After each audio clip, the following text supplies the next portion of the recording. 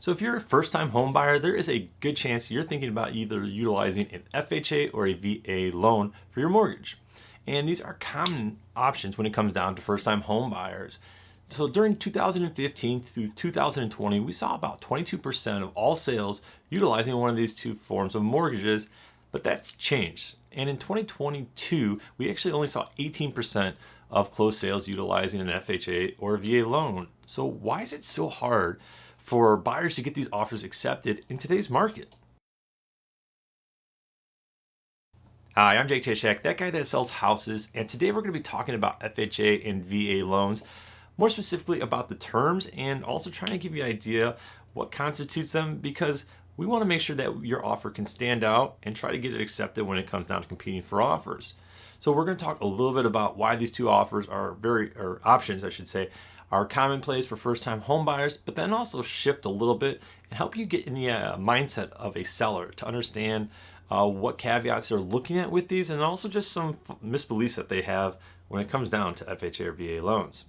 Now let's start off by talking about why these two forms of financing are just so attractive, and really a lot of it boils down for first-time home buyers is the amount of money you have to put down. You see, with an FHA loan, you can actually finance 96.5%, so you only need to put down 3.5%, and that's quite attractive for first-time home buyers who might not be working with a large amount of money for a down payment. And if you are a veteran, this can even be better if you take advantage of your VA benefit, because you can finance the full 100%, so no money down. That is huge starting off for first-time home buyers. So both these are great options, but when it comes down to actually working with a seller to get your offer accepted, there are some caveats to keep in mind, and I want you to understand a little bit more about what your offer entails, because we're focused a lot on price, but there are some caveats that come along with that we might have to compensate for a little bit. So let's talk about price, because first and foremost, almost all sellers are going to look at this initially, and most sellers want more money, right? But also coming along with that is a caveat is, how are you going to pay for that amount? So this is where we start to look at actually the terms of financing and putting a little more emphasis on that. This is why you always hear about cash is king. Now, the old advantage that cash is going to get you a discount just doesn't pertain to it. But the fact is, a cash offer traditionally doesn't have an appraisal attached to it and is likely to close a little bit quicker. So this also ensures a obviously fast sale, but that chance of that offer closing is much more likely. Now, when we shift our attention to actual financing, there's really three types of financing that we commonly see: conventional, FHA, and VA. Those are our big ones that we deal with in our current market. Now, with conventional loan, this is a traditional loan through the bank, and there's really one caveat that they have outside of making sure that the buyer themselves are qualified, and that is making sure that the property appraises for the value that you have on the contract. So an appraiser is going to come out, look at the house itself, and then compare it to all your neighbors that have recently sold and make sure that the value is there. So both you as the buyer as well as the bank are protected in far as it's concerned with value. Now, when we shift to our attention to FHA and VA, they're both going to have appraisals as well, but they do shift around just a little bit. You see, with an FHA, the appraiser is going to come out and take a look, obviously the same, looking at the value of the home, just like a conventional loan. But in addition to that, they're actually doing a little bit of a visual inspection of the property. Now, keep in mind, not a traditional home inspection, but one of the things they're going to do is come out and look at some of the things, because they want a sound house. So they want a roof that doesn't leak. So if there's curling shingles, also not a good idea. They want to make sure that there's no cracks in the foundation. They want to look at mechanicals, make sure everything is working. So furnace is in good condition, doesn't need an air conditioner, but if it's there, it has to be working. And also make sure that there's like no leaks in the plumbing and so forth. So this is one of those things that can complicate things just a little bit, because as a seller, you don't have any guarantees that your initial negotiations during those first 5 days don't extend a little bit more if these come up. And also, even though repairs might be necessary, buyers might choose not to have those done. But when it comes to the bank, they're definitely going to want those fixed and repaired, because they want a sound house to go along with their loan. Now, when we shift our attention to VA loans, they're going to do appraisal as well. It's not going to be as complex as an FHA, but it's not quite going to be as simple as a conventional. It sort of falls in between the two. There's really no defined rules, as we can see, but they are going to look for obvious red flags, and if there is something, they're going to make a note of it.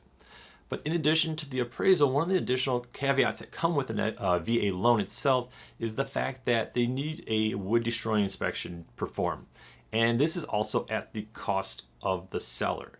So first, the seller's got money coming out of pocket. So your equal sales price now doesn't equal the same sales price, at least not when they close and the net amount that comes back to them. But on top of that, they could potentially be doing additional repairs if they do find termites or the likes of.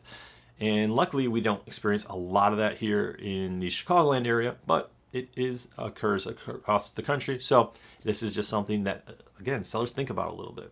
Now, these are all conditions. So unfortunately, there's not a lot we can do around altering these, but we can help sort of overcompensate that with other terms in our offers. And that has to be handled accordingly. But on top of that, there's also just straight misbeliefs that sellers have around buyers or who are looking at using FHA or VA financing, starting off with that they're just simply not as qualified because they're putting less down than somebody who is putting 20% down. And that's just simply not true. That's the purpose of a pre-approval letter. The pre-approval letter is for you as a buyer to talk to a bank in advance to make sure you're qualified for a purchase price and that you can purchase a home. But unfortunately, this isn't always seen in the seller's eyes this way, and it's just unfortunately false. Our second common misbelief that comes along with these types of financing in sellers' eyes is just that because you're not putting as much money down, you don't have as much money if problems come up.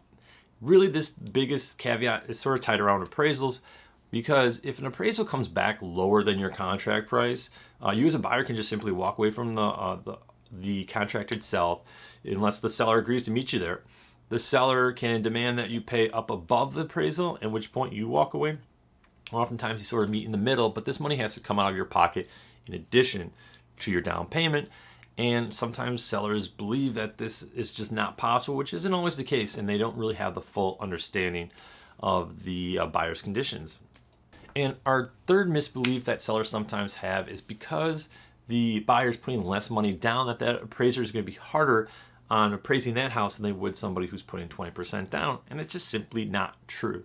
If you look at our appraisal form, you'll notice that it definitely says contract price on there. It's important that they know how much that price is worth and to see if that value matches, obviously.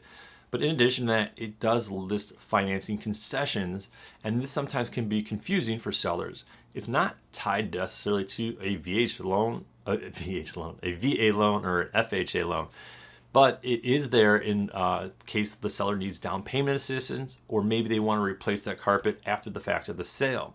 Now, this can easily be asked for with a conventional loan just as much as an FHA or a VA loan. And unfortunately, this is just one of those misbeliefs that simply isn't true.